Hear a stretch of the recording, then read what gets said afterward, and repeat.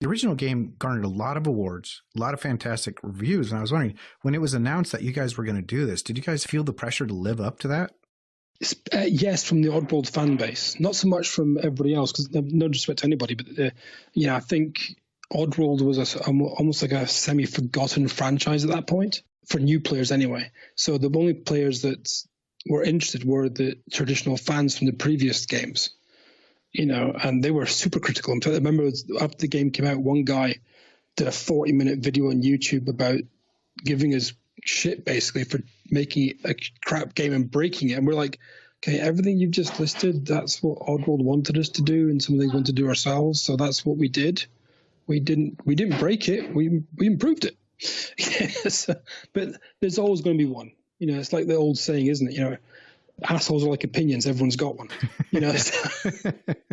Well, that's the funny thing is when I looked it up, I saw that the reviews for New and Tasty either matched or exceeded some of the reviews for the original. Yeah.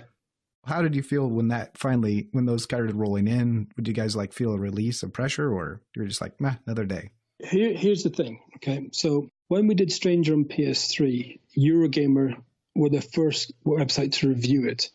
And we got the review score about a week to 2 before the game came out.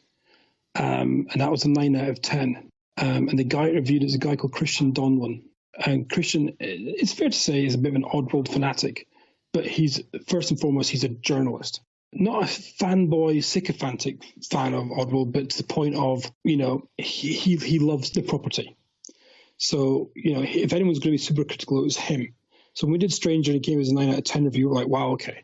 So when we're doing New and Tasty and Eurogamer were doing the review, when I heard that Christian was doing the review, I was like, yes, because that was going to be a temperature gauge effectively of if it ain't good, he's going to say it ain't good. And again, we got a 9 out of 10, and we're like, holy crap. Wow. And that was, honestly, that was to most of us in the studio, that was the only score we cared about.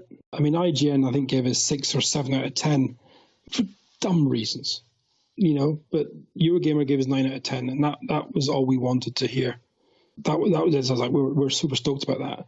So I think the Metacritic was sitting at 80. I mean, at one point it was sitting at 91. Then it went down to 80, 83, 84, something like that on PS4. I think PC as well at one point was 88 Metacritic and dropped a little bit. So the versions we did were PS3, PS4, Xbox One, PC, Mac, and Linux. The Wii U and Vita version were done by a couple of companies in the States. So we didn't have any control over those at all. The versions that we did, super proud of how they were received, how they scored, and the team as a whole was super proud of the work they did. So that's all that matters. We were very pleased with what we put out.